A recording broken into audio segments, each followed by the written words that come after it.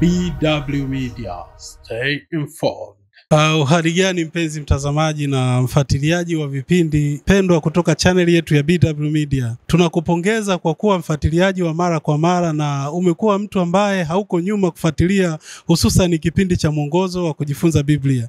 Juma lililopita tulikuwa tuna somo la 4, mgogoro ulio nyuma ya migogoro yote. Tuliona namna ambavyo Mungu amekuwa akiwapigania wana wa Israeli na namna ambavyo anaweza kupigania hata leo. Somo la 5, Mungu anakupigania, ndilo somo ambalo tunaenda kuzungumza katika siku ya leo.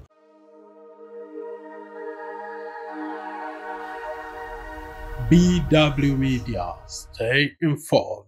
Mpenzi mtazamaji, kabla hatujaendelea na somo hili la 5, tumetembelewa na miongoni mwa watu ambao wanafuatilia kwa undani na ukaribu sana masuala haya ya hususan kipindi hiki cha mwongozo wa kujifunza Biblia. Mara nyingi amekuwa akikomenti, lakini leo bahati nzuri amekuja hapa na tunatamani tumpe fursa hii ya kusoma komenti zenu, wadau na watu ambao mnatufuatilia kutoka maeneo mbalimbali ulimwenguni mnaofuatilia kipindi cha mwongozo wa kujifunza Biblia. Mashauri, karibu sana. Asante sana. Na tunakukaribisha katika kipindi hiki cha mwongozo wa kujifunza Biblia. Tunakuona mara kadhaa ukiwa una comment zaidi. Nini kimekuvutia hasa leo kututembelea na kutamani kusoma hizi comment ambazo watazamaji na wafuatiliaji wenzako wanafanya? Kikubwa ambacho nimependa kuja hapa katika studio hizi za BW ni kuona nami nasoma comment za watu wengine kama mnavyosoma comment zangu. Nimebarikiwa sana. Hiyo ni kitu kikubwa sana. Basi nikukaribishe moja kwa moja utusomee watazamaji na wafuatiliaji wa kipindi cha mwongozo wa kujifunza Biblia wanasemaje katika mitandao yetu. Katika mitandao hii ya kijamii, miongoni mwa habari ambazo zimenifikia hapa au message mbalimbali, anaitwa Jessica Odingo. Anasema amen, amen. Huyu amebarikiwa sana. Lakini yupo mwingine anaitwa Edwin kutoka Nairobi. Anasema kwamba nayafurahia sana mafundisho yenu. Lakini yupo mwingine anasema kwamba hello, nimewamisi sana. Sijafuatilia wiki 2 sasa, nimerejea. Vipi mko WhatsApp group kama mtu anataka kujifunza zaidi? Kwa hakika tuseme kwamba tupo na katika somo la juma hili tutaweka namba yetu ya WhatsApp pale, na ikiwezekana na linki kabisa, ili wapenzi watazamaji wanaotufuatilia na hususan wale ambao wanatamani kwenda ndani zaidi kuchimba masuala haya watapata hiyo linki pale. Atafuatilia na tutajiunga naye katika magrupu yetu. Amina. Yupo mwingine anaitwa Mwizarubisie Sylvester. Huyu anasema kwamba mbarikiwe sana na wapata tokea Morogoro Mikumi. Mungu azidi kuwabariki na kuwazidishia afya njema. Lakini mwingine yupo hapa anasema kwamba anaitwa Eliabigramana. Anasema huyu alikuwa ni Yesu ambaye alikuja kuwapigania, kwa sababu Yeshua alipomtambua alipiga magoti akamsujudu, anasema hivyo. Lakini pia yupo mwingine anasema kwamba anaitwa Yunisi. Asante walimu, lesoni inaongea vizuri sana kuhusu wana wa Israeli, bali wakati huu ni sisi wa Israeli wa kiroho. Mungu atusaidie, anasema tukapigane vita na kushinda. Huyu anatokea Kenya. Naam, tunabarikiwa. Naam. Lakini pia kwa kweli wapo wengi sana ambao wameendelea kutuandikia hapa. Mwingine huyu anaitwa Maria Buchumi. Huyu Maria Buchumi anatokea hapa Tanzania. Anasema amina kubwa, nabarikiwa nikiwa nje ya maeneo ya Tanzania. Mzidi kubarikiwa sana. Amen. Amina. Lakini yupo mwingine anaitwa Christopher. Anasema kwamba nabarikiwa sana na mnanipa maarifa kutoka Moshi, Kilimanjaro. Kwa kweli anasema anapata maarifa kutokana na lesoni hii ambayo imekuwa mzuri sana katika wiki hii. Lakini yupo mwingine anaitwa Damariskina. Anasema God bless you my people, Madam Damari Kimaiga from Kenya. Amen. We are happy to hear from Kenya. Kwa kweli tumefika mbali sana na wanaendelea kubarikiwa. Lakini mwingine anaitwa Matiko. Yeye anasema Mungu awabariki ndugu, anasema yuko Serengeti. Bethimaseka anasema tunashukuru sana kwa uchambuzi wa mafundisho. Mubarikiwe sana. Tunawafata. Anasema tunawafata Jumatano. Anaitwa Bethenia Maseka kutoka Kongo, Lubumbashi. Na nafahamu watazamaji wengi kutoka Kongo Kiswahili wanaendelea nafahamu, lakini tunashukuru kwa namna ambavyo mnaendelea kutufuatilia. Lakini yupo mwingine anaitwa Ronaldo Mosa. Anasema kwamba shukrani sana, tunawapata vyema kutoka Nairobi. Anabarikiwa sana. Mwingine anaitwa Paul Zabilema. Anasema Mungu awabariki sana kwa programu nzuri kama hii ya kuelimisha watu. Anaitwa Zabilema kutoka DRC. Amen. Na mwingine huyu anaitwa Bunda Juskeda. Anasema Bwana Mungu awabariki sana kwa kazi nzuri mnayoifanya. Naipenda sana. Bunda Juskeda kutoka DRC, Lubumbashi na yeye. Amen. Lakini huyu wa mwisho anasema anaitwa Christine Motaro. Huyu anasema Mungu awabariki sana sana na asante kwa mafundisho mazuri. Mimi nawafuatilia kutoka Kenya. Naam, tunatambua kwamba muda ni ukuta na ukigombana nao unaweza kuumia wewe. Hatuwezi kusoma zote, komenti zote ndugu Mashauri.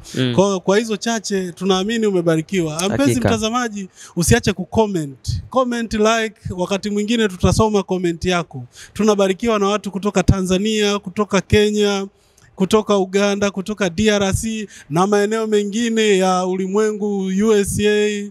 Tunabarikiwa pia kwa namna ambavyo mnaendelea kufuatilia kipindi cha Mwongozo wa Kujifunza Biblia. Endelea kuwa nasi, tunajifunza somo la juma hili. Mungu anakupigania.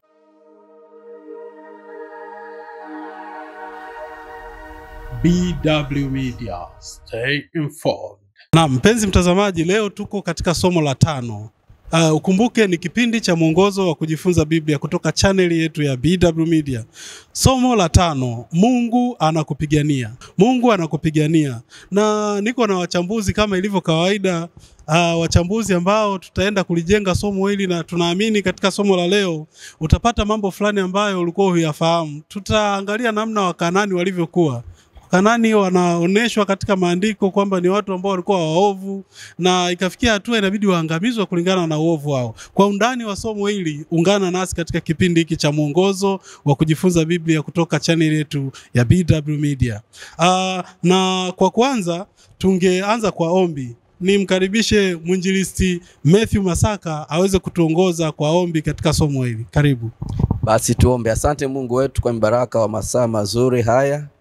Ni nafasi ya pekee ya kuchunguza maandiko matakatifu kupitia Mwongozo wa Kujifunza Biblia.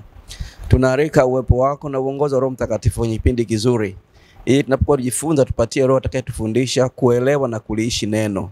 Tunajikabidhi tukiomba neema yako, ni katika jina la Yesu Mwokozi wetu. Amen. Naam, baada ya hilo ombi sasa tuko katika hali sawa ya kuendelea na kipindi hiki cha Mwongozo wa Kujifunza Biblia.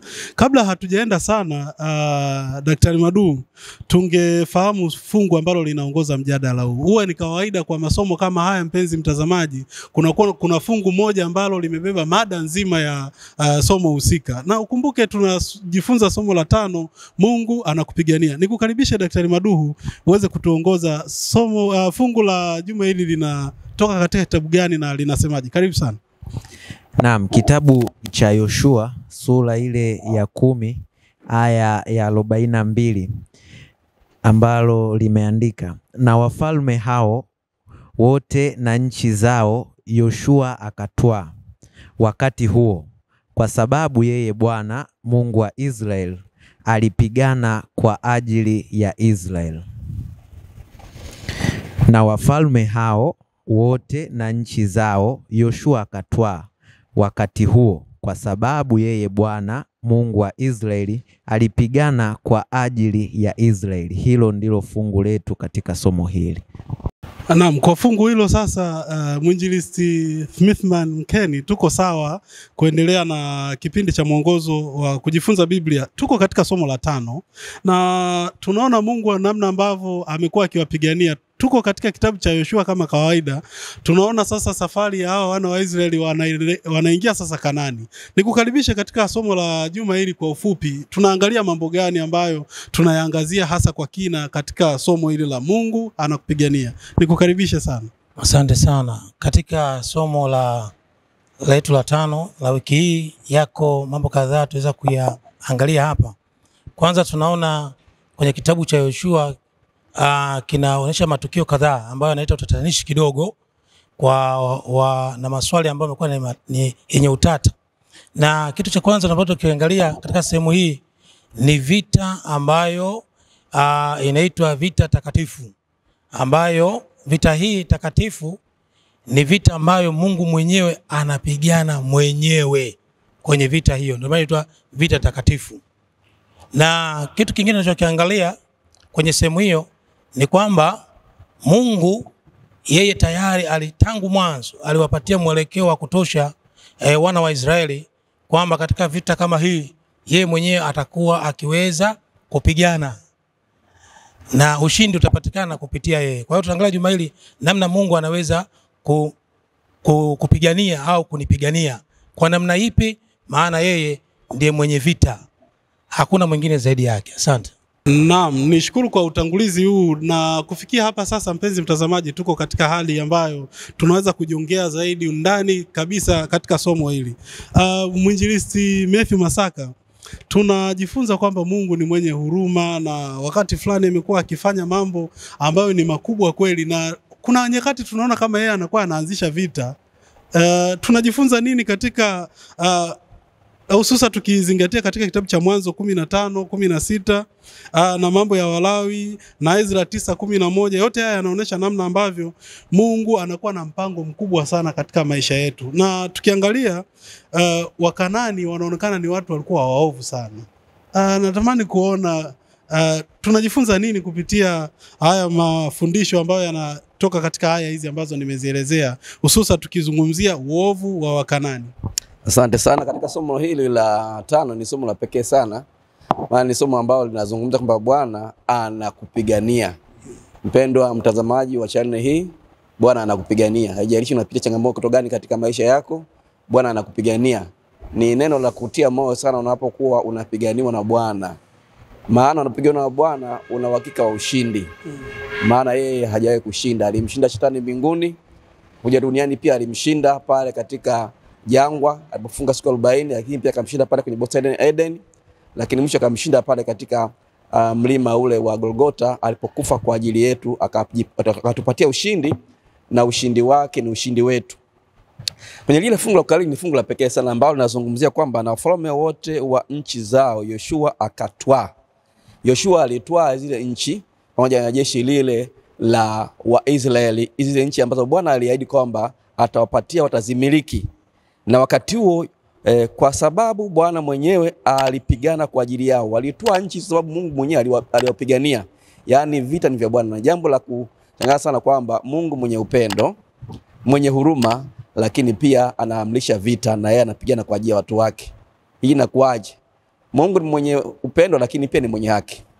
Na huwa anatoa nafasi kwa wanadamu ya rehema na fursa ya kuamini, lakini inaposhindikana nafasi ile kuitumia vyema kwa kumwamini Kristo na kufuata yale maelekezo yake, ule mlango wa rehema huwa unafungwa na hatimaye inakuja hukumu. Labda nijili sana kukuelezea kuhusu habari ya uovu wa Wakanani ambao Bwana alitoa maelekezo kwamba waangamizwe. Wakanani walikuwa watu wa namna gani? Wakanani walikuwa ni watu ambao wanaabudu sanamu, wanaabudu mawe, wanaabudu miti, wanaabudu vichaka. Lakini baya zaidi Wakanani walikuwa wanatoa kafara. Sio kafara za wanyama, ni kafara watoto wao ambao ni wazaliwa wa kwanza. Maandiko kwenye kitabu kile cha Kumbukumbu sura ile ya 18 na ile fungu la 9, neno la Bwana linasema hivi. Naomba ninukuu kidogo hapo.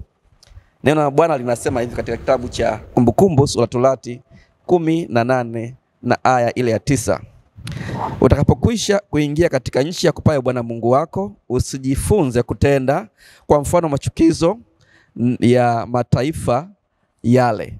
Asionekane kwako mtu apitishaye mwanawe au binti yake kati ya moto, wala asionekane mtu atazamaye bao, wala mtu atazamaye nyakati mbaya, wala mwenye kubashiri, wala mwenye mshihili, wala mtu alogaye kwa kupiga mafundo, wala mtu apandishaye pepo, wala mchawi, wala mtu aombaye wafu, kwa maana mtu atendaye hayo ni chukizo kwa Bwana. Kisha ni kwa sababu ya hayo Bwana Mungu wako awafukuza mbele yako. Uwe mkamilifu kwa Bwana Mungu wako, maana mataifa haya utakayowamiliki uwasikiliza wanaoshika nyakati mbaya na kutazama bao, bali wewe Bwana Mungu wako hakukupa ruhusa kutenda hayo. Uovu wa Kanaani walikuwa wanatazama bao, yani watu wanaoshika na mambo ya ushirikina, mapepo, majini, wanafanya machukizo. Baya zaidi kama nilivyosema kwamba walikuwa wanatoa watoto wao kafara. Na kupitia wale watafiti mambo ya kale waligundua vitu hivi kwamba watoto wao walikuwa wanatolewa kafara, wanachukua ile mifupa watoto wao wanaisaga. Wakiisaga wanaweka katika vyupa ambavyo walikuwa na kumbukumbu fulani. Kwa namna ambavyo watu wao walikuwa wafanya machukizo, walikuwa wanaabudu mashetani moja kwa moja, yani dhahiri. Na hii ilifanya Mungu awaangamize. Lakini walipata nafasi ya rehema kwanza na kuwapatia nafasi ya kuamini, nafasi ya kutumia vizuri, na hatimaye Mungu akawaangamiza. Kwa hiyo uovu wa watu wa Kanaani ulikuwa ni machukizo sana mbele za Mungu, kwa kufuata mambo ambayo hayafai, ambayo Mungu aliyaeleza na kuyakemea, na aliwasiwa zile wasige mambo ya mataifa haya wa Kanaani, maana wanafanya mambo ya machukizo ambayo hayampendezi Mungu. Nini tunajifunza hapa? Tukifuata maelekezo ya Mungu tunakuwa salama zaidi. Lakini tunapokiuka maelekezo ya Mungu, unajua katika upande ambao ni wa hatari wa kuangamia. Asante. Naam, nishukuru Elda Masaka namna ambavyo umetupitisha kuonesha namna gani hawa watu wa Kanaani walivyokuwa waovu kufikia hatua hata ya kuwatoa watoto wao kafara, kuabudu mambo ya ajabu ajabu. Hii inatuashiria pia kwamba katika jamii zetu mambo kama haya yanaweza yakawa yapo. Maana tunasema hamna jipya, yote yalishakuwepo.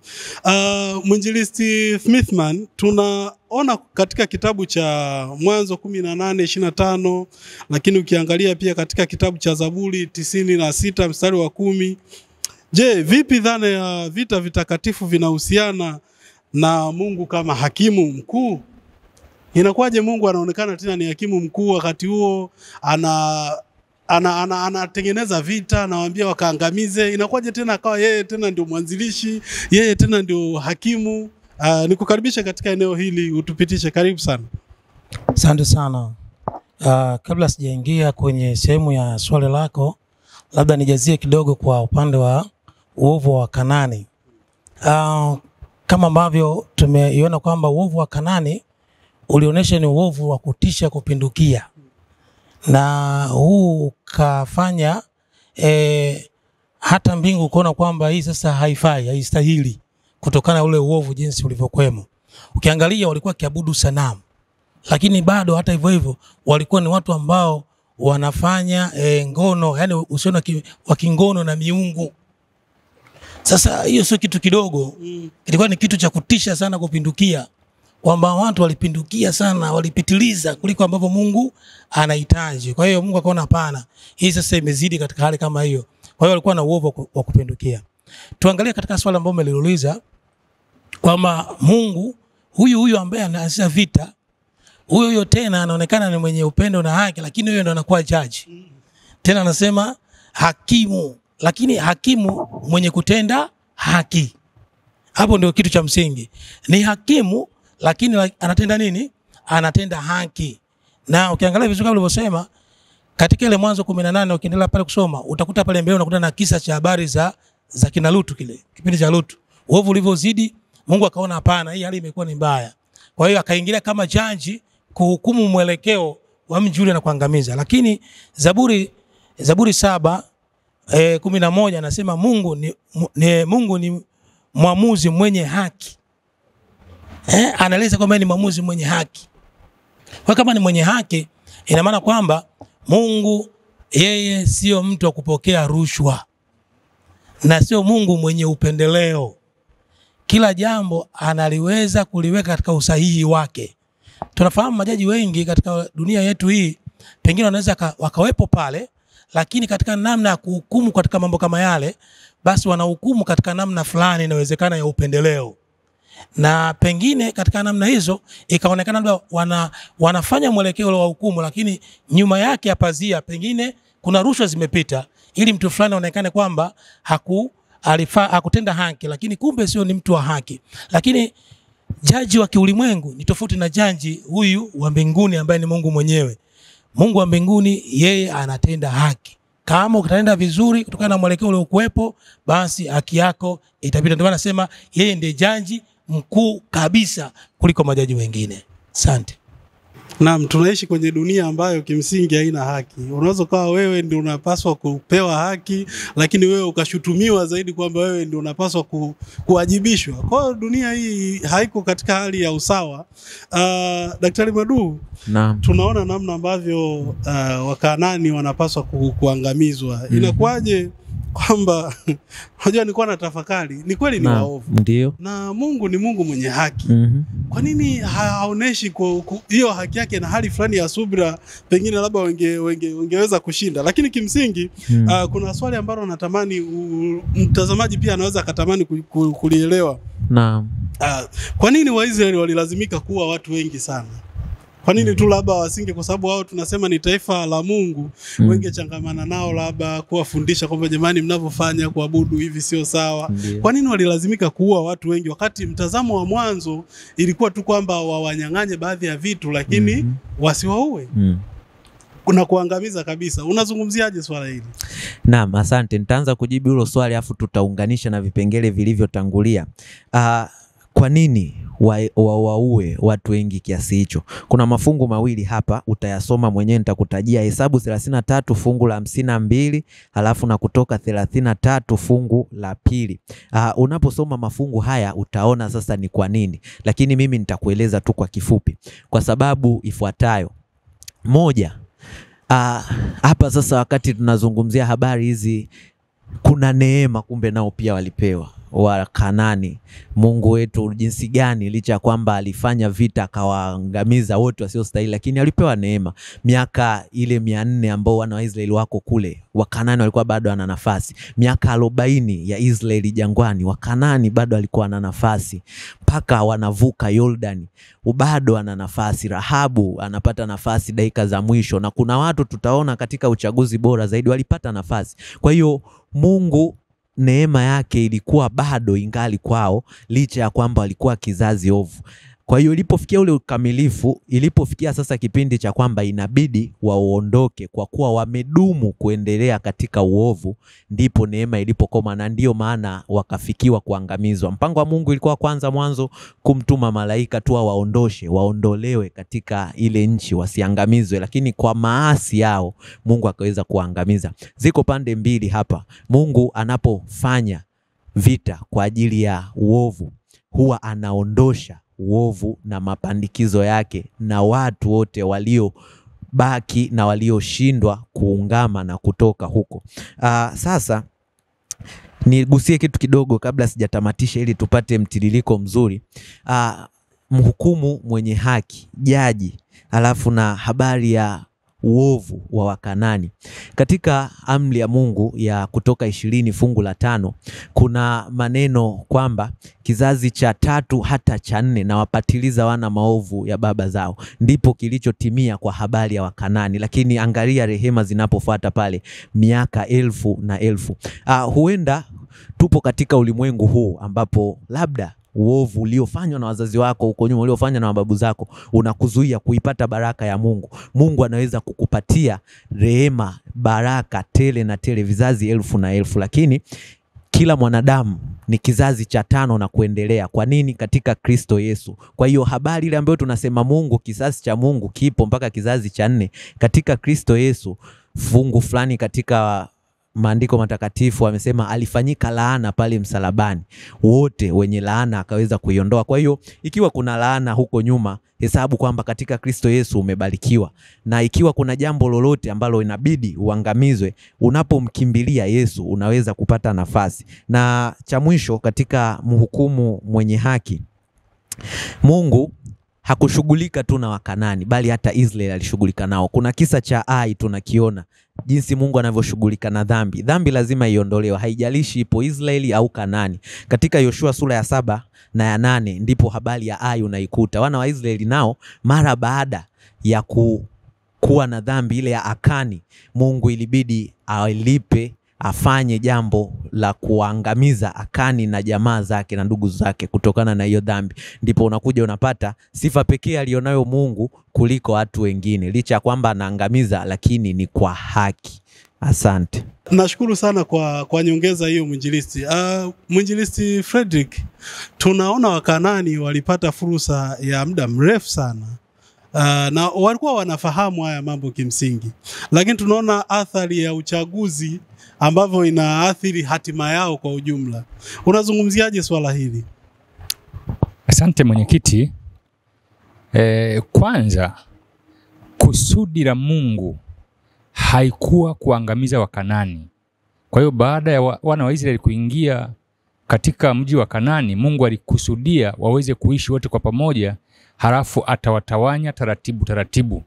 Lakini yako mambo ambayo yalisababisha Mungu aweze kugairi ahadi yake. Jambo la kwanza ni kwamba wana wa Kanani au Wakanani, wana wa Israeli walipoingia Kanani, wale walikataa kufuata kile ambacho Mungu alitaka wakifuate, na wakaendelea kufuata yale mambo yao. Na kama tulivyotangulia kusikiliza ni kwamba Wakanani walikuwa ni watu ambao wanafanya mambo ya ajabu sana, hasa waabudu miungu na mambo mengine. Kwa hiyo Mungu alikusudia kwa kuweka taifa lake teule la wana wa Israeli kwamba Kanani wajifunze kupitia kwao, lakini hawakufanya hivyo. Na kwa sababu hawakufanya hivyo, basi Mungu alichukua dhamana ya kuangamiza ile miungu pamoja nao. Lakini Wakanani walichagua kuendelea na miungu yao na kutenda ambacho kilisababisha Mungu aweze kugairi na kuweza kuangamiza. Kwa hiyo yako mambo ya kujifunza. Na kwa nini vita hiyo iliitwa takatifu? Vita iliitwa takatifu kwa sababu aliyepigana ni Mungu mwenyewe ambaye ni mtakatifu. Na hawa watu kwa rehema waliopewa, kama wangechagua kutii kile ambacho Mungu alikisema, wakasikiliza, basi huenda wangeweza kuachwa na kuendelea kuishi, na inawezekana huruma ya Mungu ingeendelea kuwa kwao. Lakini kwa sababu walichagua kuendelea kuishi kwenye dhambi, ilisababisha Mungu akawaangamiza. Hivyo liko jambo la kujifunza kwamba rehema ya Mungu inaendelea kwetu katika maisha yetu. Kila siku Mungu anatamani uache dhambi fulani. Kwa hiyo dhambi inapoendelea, ipo siku kikombe cha Mungu kitajaa na mwisho ataweza kukatilia mbali. Na hiyo tunaipata katika kitabu cha Kutoka 23 mstari wa 28 na 30. Lakini pia Kutoka 20 mstari wa 10. Asante. Naam, ni washukuru kwa nyongeza hizo ambazo kimsingi zinatupelekea kufika mapumziko mafupi. Lakini mpenzi mtazamaji, kwa ufupi tu tumeona kwamba Wakanani walikuwa ni watu waovu na Mungu aliwapa muda mrefu sana wa kujirekebisha. Lakini kwa sababu Mungu anafahamu mwisho kabla ya mwanzo, aliona kabisa hawakuwa na uwezo tena wa kutubu. Kama ingeendelea kuwaacha, ina maana wangeendelea kueneza uovu ulimwenguni. Kwa hiyo Mungu akaamua kuangamiza kizazi cha Wakanani kupitia wana wa Israeli. Kwa hatua hiyo, mpenzi mtazamaji, tupate mapumziko mafupi, tutarejea hivi punde.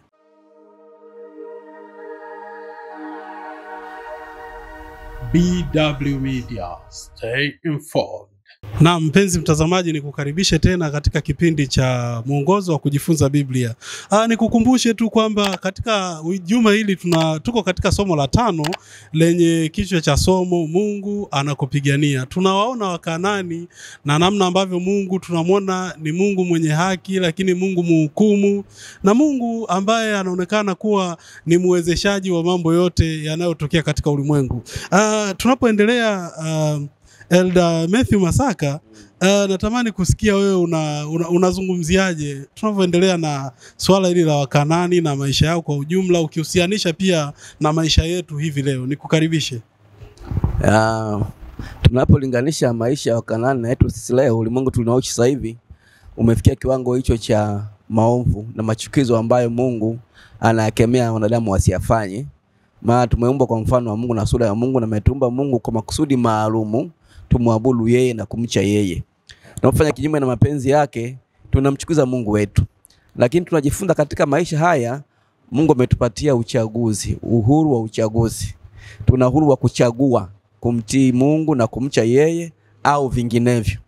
Na uchaguzi upo wazi. Unapochagua kumcha Mungu na kumtii unapata amani, lakini unaandaliwa kwa ajili ya maisha yao milele. Maana maisha haya yanapita, ni ya kitambo, lakini maisha yao milele ni maisha ambayo yasiyokuwa maisha ya amani. Na unapochagua upande ule mwingine ambao sio wa Mungu ni maangamivu ya milele. Kwa hiyo mpenzi msikilizaji, mtazamaji wa kipindi hiki, uchaguzi unabaki kuwa ni kwako. Lakini tunajifunza kitu kingine cha msingi sana, kwamba huyu Mungu ambaye ni mpiganaji na mwanzilishi wa vita hii takatifu, lakini pia ni mfalme wa amani. Isaya sura ya 9 fungu la 6 inatupatia dokezo fulani kuhusiana na huyu mfalme wa amani ambaye ni Mungu mwenyewe. Anasema kwamba maana kwa ajili yetu mtoto amezaliwa, amepewa mtoto mwanamume, na uwezo wa kifalme utakuwa begani mwake, naye ataitwa jina lake Mshauri wa Ajabu, Mungu mwenye nguvu, Baba milele na mfalme wa amani. Mungu wetu ni Mungu wa amani na anapenda amani, na yeye ndo anayetoa amani. Maana alisema Yesu kwenye kitabu cha Yohana kwamba amani yangu nawapa, amani yangu nawaachieni. Amani ya Mungu ni amani halisi, ni amani ya kweli, ni amani ya moyoni. Pamoja kwamba Mungu ni mpiganaji na mwanzilishi wa vita hii takatifu, lakini ni Mungu wa amani na anapenda tuishi kwa amani. Tunapochagua upande wake, tunachagua upande wa amani. Na upande huu wa amani ni upande salama, na unatuhakikishia ushindi wakati wote wa pambano hili. Na tunatiwa moyo kwamba katika maisha haya tuchague upande wa Mungu ambao ni upande wa amani, ili tuweze kutembea katika mapenzi yake na tuandalie kwa ajili ya maisha yale ya milele. Bwana aweze kututia nguvu katika hili. Asante. Daktari Madu, tunajifunza kuwa na subira wakati fulani. Subira inaonekana ni kitu kikubwa sana katika maisha. Ndio. Watu wengi wanaingia kwenye matatizo kwa sababu ya kukosa uvumilivu tu. Kweli. Tunajifunza nini kuhusiana na hii tabia ya Mungu ya kuwavumilia waovu? Tunapoendelea kujadili uovu wa Wakanaani, tunaona alimewavumilia kwa muda mrefu. Kwa ujumla una mtazamo gani katika somo hili? Naam, asante. Uvumilivu, subira. Mungu amekuwa akituvumilia sana kiasi ambacho hakiwezi kuelezeka. Lakini mwisho uvumilivu huo ni sisi wenyewe ndio tutaamua sasa ukome, tupate ile hukumu. Na uvumilivu wa Mungu sio udhaifu wa Mungu. Uvumilivu wa Mungu ni upendo wa Mungu, ni tabia yake. Vita vyote ambavyo Mungu anavyovipigana na ambavyo tumeshaviongelea, utagundua ni kwamba anaonyesha tabia yake halisi. Kwa habari ya vita anaonyesha tabia ya haki. Kwa habari ya upendo anaonyesha uvumilivu. Kwa habari ya kuangamia anaonyesha rehema, jinsi ambavyo inaweza kutuokoa. Sasa uvumilivu tujifunze nini katika maisha yetu? Yohana, waraka wa Yohana anasema sisi twapenda kwa kuwa Mungu alitupenda kwanza. Je, uvumilivu ambao Mungu amekupatia katika maisha yako umeharibu mara ngapi? Unawapatia pia watu wanaokuzunguka, au mtu tu akikukosea kidogo unamtukana, unamjia juu, unajilipizia hata kisasi?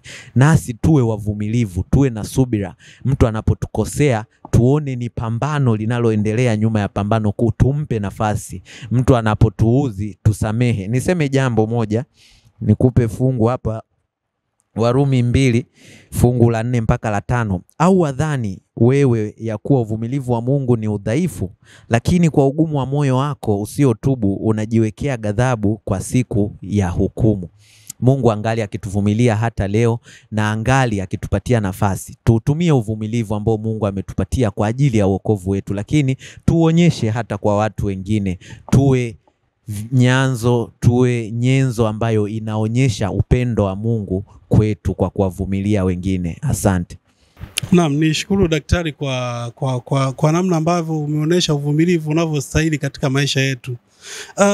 Mwinjilisti Smithman, tunajifunza kwamba wakati fulani Mungu ndio huwa anapigana mwenyewe, lakini kwenye maisha yetu sisi huwa tunajipeleka sisi. Hatujui wakati fulani kwa nini tumeingia kwenye mgogoro fulani, lakini tumekuwa unazungumziaje dhana hii ya Mungu kutupigania katika nyanja zote za maisha yetu? Asante sana. Ni kweli kwamba Mungu anapigana mwenyewe, na ukiangalia vizuri kwa nini Mungu anapigana mwenyewe, tumeangalia kidogo tangu hapo nyuma namna Mungu anapopigana mwenyewe kwa ajili ya watu wake. Watu wote ambao kwa duniani ni watu wa Mungu. Na wote Mungu amewaumba pasipo kujali kwamba huyu ni mweusi, mweupe, mnene au anaonekanaje. Lakini Mungu amemuumba na kumweka katika ulimwengu huu ili aweze kuaksi ile tabia yake. Kwa hiyo Mungu anapigana kwa sababu anajua yule aliyemuumba ni wa thamani. Kwa hiyo anapigana vipi? Anapigana dhidi yake, dhidi ya ule ubaya ambao tukizungumzia pale mwanzo kwamba wema na ubaya. Kwa hiyo anapigana katika swala zima la upande wa pili, maana shetani yuko katika vita hii, yupo hajalala au hajafa. Kwa hiyo lazima Mungu aingilie kati kupigana, akiona kwamba nia ya mtu atakaposikia mwelekeo wa kutosha na sauti yake, basi anakuwa upande wake amevutwa. Kwa hiyo anamweka katika hali iliyokuwa njema zaidi. Kwa hiyo ndio maana unakuta anaingilia kupigana. Na katika pambano hili la kupigana sio kwamba kutakuwa na bunduki kutoka kitu fulani, tunaona kwamba ni Mungu mwenyewe anazungumza kwa kutumia roho yake ndani ya huyo mtu, kwamba mwanangu, huku sipo, upo sehemu ambayo ni ovu, toka huko, ondoka huko. Ukikubali kuisikia, tayari pale uko katika hali ya kupigana na Mungu, anakutoa kwenye uovu, unaenda kwenye hali iliyokuwa njema. Shetani anakaa mbali na wewe. Kwa hiyo Mungu amekupigania, ushindi unapatikana. Naam, nashukuru Mwinjilisti Smithman kwamba Mungu wakati wote amekuwa akitupigania. Tukienda pale kwa Mwinjilisti Frederick, tunaona katika aya mbalimbali kwamba Mungu anajinasibu kama ni mfalme wa amani. Mara kadhaa amekuwa akisema yeye ni mfalme wa amani. Ni vipi kama Wakristo tunapaswa kuwa mawakala wa amani katika jamii zetu, hasa nyakati za mizozo na migogoro? Wakati fulani pale tunakosa busara fulani, tunasahau kwamba Mungu ndiye. Nikukaribisha, unazungumziaje swala hili? Asante mwenyekiti. Naomba nizungumze mambo kadhaa katika somo hili leo. Kikubwa zaidi ambacho nimejifunza katika somo zima, limeonyesha namna ambavyo Mungu ameendelea kupigana vita, na katika vita zote ambazo Mungu amepigana, utakuja kuangalia kwamba kila ambao amepigana nao akiwapigania Israeli ni wale ambao walikuwa na changamoto za aina mbalimbali. Kulikuwa na matatizo, kulikuwa na miungu, kulikuwa na vitu mbalimbali, ndio Mungu ambao amepigana nao na kuweza kuwashindia wana wa Israeli. Sasa ukisoma katika kitabu cha Isaya sura ya 9 mstari wa 6, neno la Mungu linasema, maana kwa ajili yetu mtoto amezaliwa, tumepata mtoto mwanamume, na uweza wa kifalme upo mabegani mwake, naye ataitwa jina lake Mshauri wa Ajabu, Mungu mwenye nguvu, Baba wa milele na Mfalme wa amani. Na kwa sababu anaitwa Mfalme wa amani, maana yake ni kwamba anaendelea kupigana vita kwa ajili yetu. Lakini katika kitabu cha Wafalme wa pili sura ya 6 mstari wa 16 mpaka 23, kipo kisa ambacho tunajifunza kinachomhusu mtumishi wa Elisha ambaye anaitwa Gehazi. Gehazi wakati kukiwa na changamoto, wakiwa wako ndani pamoja na bosi wake au bwana wake Elisha, yeye alitoka nje kwenda kujisaidia usiku. Na alipotoka akakuta kuna jeshi ambalo limekuja kuzingira nyumba yao ili wakitoka waweze kukamatwa na kuweza kuuawa. Lakini kitu ambacho kilitokea ni kwamba aliporudi ndani alikuja anatetemeka, na wakati anatetemeka ndipo Elisha akamuuliza kulikoni. Akamwambia kuna jeshi kubwa linatusubiri kuweza kutuangamiza. Lakini alipomwambia, Elisha hakusumbuka. Alisema, akamwambia usiogope, kwa sababu jeshi lililo pamoja nasi ni kubwa zaidi kuliko hili. Ndipo akatoka nje akawapiga upofu na akaweza kuwakamata wale wanajeshi wote, akaweza akawapeleka sehemu ambayo waliweza kukamatwa na kuwa mateka. Maana yake ni nini tunajifunza katika somo hili? Ni kwamba nguvu ya Mungu ni kubwa. Mungu anatupigania nyakati zote. Iwe katika changamoto za aina mbalimbali, Mungu yuko pamoja nasi. Iwe katika uchumi, Mungu yuko pamoja nasi. Iwe katika migogoro ya ndoa, Mungu yuko pamoja nasi. Iwe katika changamoto za aina mbalimbali za magonjwa, Mungu yuko pamoja nasi. Kwa hiyo Mungu hakuna vita ambayo ametuacha tupigane wenyewe.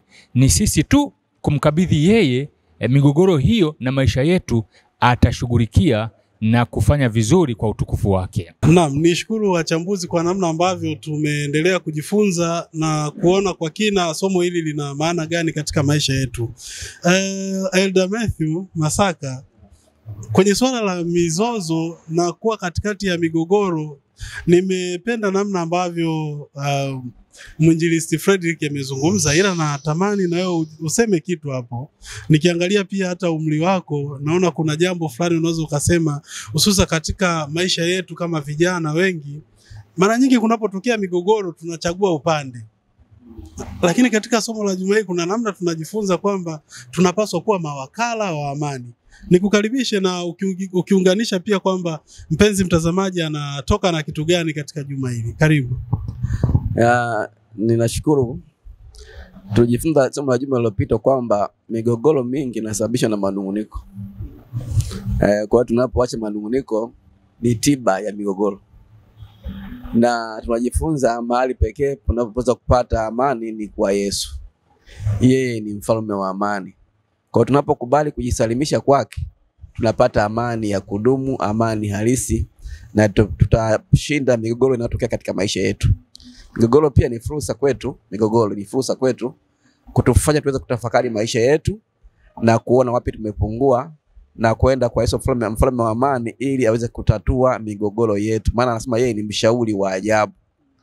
Lakini somo hili tunapokuwa tukihitimisha, ni somo linatutia moyo sana kwamba Mungu anakupigania. Yaani wewe binafsi mtazamaji wa kipindi hiki cha kujifunza Biblia, Mungu anakupigania. Haijalishi katika maisha yako unapitia magumu ya namna gani, lakini Mungu anakupigania. Unajisikia faraja namna gani unaposikia Mungu anakupigania? Kwa hiyo nikutie moyo katika somo hili. Mtazame Kristo kama ni kimbilio la pekee, ni msaada, maana anakupigania. Zaburi ya 46 inasema aya ya kwanza, Mungu kwetu sisi ni kimbilio na nguvu na ni msaada unaonekana tena wakati wa mateso. Kwa hiyo Mungu wetu ni kimbilio, ni msaada. Tunapojisalimisha kwake, yeye ameahidi kutupigania katika vita yetu, iwe ya kiroho, iwe ya kiuchumi, anatupigania tunapoamua kwa upande wake. Nikutie moyo kwamba mtazame Yesu anakupigania. Asante. Naam, Daktari Madu, tunajongea mwishoni kabisa mwa somo hili. Nakumbuka katika miongoni mwa michango yako umezungumza kwamba Mungu ni Mungu huwa anapatiliza vizazi. Katika somo la juma hili, mpenzi mtazamaji anaweza kutoka na mambo gani ya muhimu sana ambayo binafsi umeona yana kitu fulani ambacho kinaweza kusaidia maisha binafsi? Karibu. Naam, asante. Jambo la kwanza, aliyeanzisha vita amekwisha imaliza na ataimaliza vita ambayo inaendelea katika maisha yako. Kwa hiyo muendee yeye, umkabidhi yeye, uchaguzi wako uwe kwake, alafu uone namna atakavyokushindia vita. Jambo la pili, kwa hatima yoyote ile mbovu ambayo huenda ya kutamkiwa, huenda ya kufikiria wewe mwenyewe unajifikiria, au huenda labda bado haujaungana na huyu Kristo Yesu, bado una nafasi ya pekee ambayo kwa kufanya sawa sawa na alichokisema unaweza kupata nafasi na ukapata rehema katikati ya dunia ambayo inabidi iangamizwe na uovu inabidi ukomeshwe. Jambo la tatu, hakuna yeyote awezaye kuamua kwa haki kama Mungu. Mungu pekee ndiye aweza kuamua kwa haki, na ndio maana hukumu zake ni za haki. Na jambo la muhimu na la msingi ambalo natamani mtazamaji na mfuatiliaji asisahau ni kwamba tumezungumzia habari ya vita, lakini amani huleta amani. Vita hukamilisha migogoro ambayo iliyopo, na vita ya Mungu inakamilika na mshindi ameweza kuonekana. Katika maisha yetu kwa hali ya kawaida, usianzishe vita ambayo huwezi kuimaliza. Ukianzisha vita usiyoweza kuimaliza, matokeo yake itakuwa na migogoro endelevu. Lakini Mungu anapigana vita ili kuondosha uovu, kwani amekwisha kushinda. Kwa hiyo vita vyote Mungu ataweza kumaliza kwa haki. Na jambo la mwisho ni Isaya 66 ile fungu la 12, anasema, maana Bwana asema hivi, tazama nitamuelekezea amani kama mto na utukufu wa mataifa kama kijito kifurikacho, nanyi mtapata kunyonya, mtabebwa na juu ya magoti mtabembelezwa. Yesu Kristo ndiye mwenye kutupatia amani na mwenye kutushindia vita vyetu maishani. Kwa hiyo kupitia yeye amani halisi tunaweza kuipata, na kupitia yeye ndiye anayetupigania na anayetushindia. Baki na huyu Yesu upate amani timilifu. Asante. Naam, nishukuru Daktari Madu. Tunapoelekea tena mwisho, Mwinjilisti Smithian, tunaona katika vita zote ambazo Mungu tunamuona anashiriki, tunaambiwa hapo awali haukuwa mpango wake. Yaani sio mpango wa Mungu kwamba watu wapigane, wafanyeje. Unapokuwa ukijazia katika somo la juma hili kuonesha kitu gani hasa ambacho tunatoka nacho, na hilo pia nitakukaribisha uzungumze. Mungu sio Mungu wa vita, lakini tunaona leo kuna mataifa ambayo na kuna baadhi ya watu wanaamini hususa kwenye dini kwamba wanapigana kwa niaba ya Mungu. Nalo hilo unaweza kulijazia kidogo katika maelezo yako. Nikukaribishe sana. Asante sana. Labda kabla ya kujazia hilo niweze kusema kwamba katika sehemu hii ya somo letu tunaweza kutoka mambo kama mawili. Kwanza, jambo la kwanza tunaloliona ni kuona huruma za Mungu zilivyokuwa nyingi. Hili ndio jambo la kwanza. Kumbe Mungu ana huruma nyingi zaidi, tofauti na namna ambavyo wanadamu tunamwangalia mwelekeo wake kila mmoja kwa namna yake. Na ndio maana unaona kwamba wengine wanadhani kwamba Mungu ndiye wanapigana kwa ajili ya kumsaidia Mungu. Kumbe sivyo ilivyo. Ni Mungu mwenyewe anayefanya sehemu yake kwa niaba yake. Ukiangalia vizuri, wana wa Israeli wamepigana sehemu za kutosha, lakini Mungu ndiye alikuwa akitangulia kwa kila namna yote ya sehemu zote, na mambo yanafanikiwa. Na ule ushindi wao uliwafanya hata mataifa wengine wakisikia hizo habari zao wanaanza kuchanganyikiwa na kushtuka kwamba hao jamaa si watu wa kawaida. Alafu pili, ilipelekea watu wengine kutaka kumfahamu Mungu wa Waisraeli wakoje. Kwa hiyo hapa kuna kitu cha kujifunza kwamba kumbe Mungu akikupigania au anapompigania mtu wake, kuna watu wanatamani kujua habari za huyo Mungu kwamba inakuaje. Hebu fikiri, uko eneo au mazingira ambayo ni ya kichawi, na wachawi wanapojitahidi kwa namna zao, wanakuta juhudi zao zinashindikana, na wewe unakuwa katika hali fulani. Wakati fulani anasema, hata kikuwa anasema huyu mtu sio kawaida, wanakuuliza vizuri, bwana wewe fundi wako ni nani? Alafu naambia fundi wangu mimi ni Mungu wa mbinguni. Wanasema huyo Mungu mwaje kuwa na Mungu wako mwenyewe. Kwa hiyo hizo ni dhana za watu tu, lakini Mungu mwenyewe anapigana kwa namna ilivyokuepo. Jambo la kuongezea ni kwamba tunaona kama ambavyo tumeglapo mwanzo, Mungu analeta hali ya unyang'anyifu au kuwanyang'anya au kuangamiza. Kwanza, Mungu hakuhitaji kuwaangamiza. Alitaka kidogo ajifunze kitu ili wapate mwelekeo. Lakini ni kwamba wana wa Israeli wako pale, na kumbuka katika nchi ya Kanaani kulikuwa na Wahiti wa nani mpaka Waamori na nani pale. Walitakiwa wajifunze kitu kutoka kwa nani? Kwa Waisraeli wakoje kuhusu Mungu wao. Lakini wenyewe hawakujifunza, wakaenda na kitu kinachoitwa ukaidi. Na ukaidi huu ndio ulopelekea maangamizi ya Wakute. Kwa hiyo tunajifunza kwamba hata katika maisha yetu sisi tusiwe wakaidi. Wakati fulani tukubali kusikia Mungu huyu ambaye yupo mbinguni ni Mungu wa kweli kuliko Mungu yoyote. Anaposema jambo fulani tuangalie anataka kufanya nini, anataka kuokoa mambo yako yakae vizuri. Ukaidi unaweza kupelekea maangamizi katika maisha yako. Asante. Naam, tunajifunza kwamba Mungu mara zote amekuwa akiwapigania wale watu ambao wanamtanguliza yeye. Katika vita yote ukimtanguliza Mungu unashinda. Tunaona wale wanajeshi walikuwa hawalipwi. Wala walikuwa mara nyingi unakuta hawana mafunzo, yani swala lao ilikuwa tu ni kutii tu, wanatii tu maelekezo, kwa sababu pia walikuwa hawapambani kwa ajili ya manufaa yao binafsi. Vita walikuwa wanashinda. Katika somo la juma hili mwinjilisti Frederick, mtazamaji anatoka na mambo gani ya muhimu? Asante mwenyekiti, yako mambo mazuri ya kujifunza katika somo hili.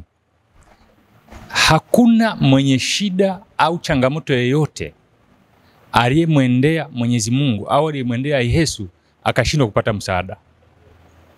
Kwa hiyo maana yake ni kwamba, ndio maana ukisoma katika Isaya sura ya 9 mstari wa 6 ameendelea kusema kwamba mtoto amezaliwa kwa ajili yetu. Kwa hiyo huyo yupo kwa ajili yetu ili atusaidie.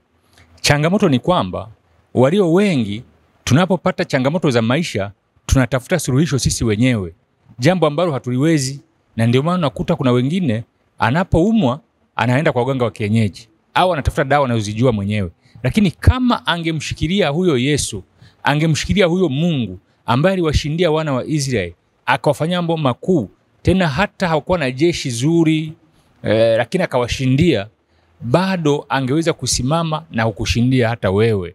Hivyo natoa wito kwamba unapokumbana na changamoto yoyote, manake ni yoyote, hakuna sehemu nyingine ya kukimbilia. Kimbilia kwa Yesu, atakusaidia na utakuwa salama. Naam, mpenzi mtazamaji, kufikia hatua hii tunaelekea mwishoni kabisa mwa somo letu la 5, Mungu anakupigania. Lakini katika somo hili tumejifunza mambo kadhaa. Tunaona mambo ambayo tunajifunza ni kuwa mawakala wa amani. Lakini swala la subira pia linasisitizwa zaidi. Lakini kubwa kuliko yote, ili Mungu aweze kutupigania lazima tukubali kujisalimisha kwake na kukubali yeye ndio aongoze njia zetu zote, kwa sababu mara zote yeye ndio huwa ana mpango makini, ambao mpango wenye ufanisi katika maisha yetu. Nikukaribishe tena katika kipindi kingine cha mwongozo wa kujifunza Biblia juma lijalo. Nikusihi tu mpenzi mtazamaji, usiache kusubscribe, kulike, kucomment na kushare kwa watu wengi, ili waweze kujifunza na kusogea zaidi mikononi mwa Mungu kupitia vipindi vya makini vya mwongozo wa kujifunza Biblia kutoka channel yetu ya BW Media. Na kwa kuhitimisha kabisa, ni ombe mwinjilisti Smithman atuongoze kwa ombi la kufunga ambalo litakuwa tamati ya kipindi hiki cha mwongozo wa kujifunza Biblia. Karibu sana. Asante, basi tuombe. Asante Mungu wetu wa mbinguni, umekuwa mwema tangu tulipokuwa tumeanza kipindi hiki cha kujifunza mwongozo wa Biblia, na tunahitimisha wasaa huu pamoja nasi. Yale tuliyojifunza yakawe ndio ya kusaidia katika kubadilisha maisha yetu. Tunaamini wewe ndio unayetupigania, na wewe utaendelea kutupigania hadi mwisho katika maisha yetu. Neema yako iwe nyingi sasa na hata milele. Kwa Yesu Mwokozi tunakushukuru. Amen.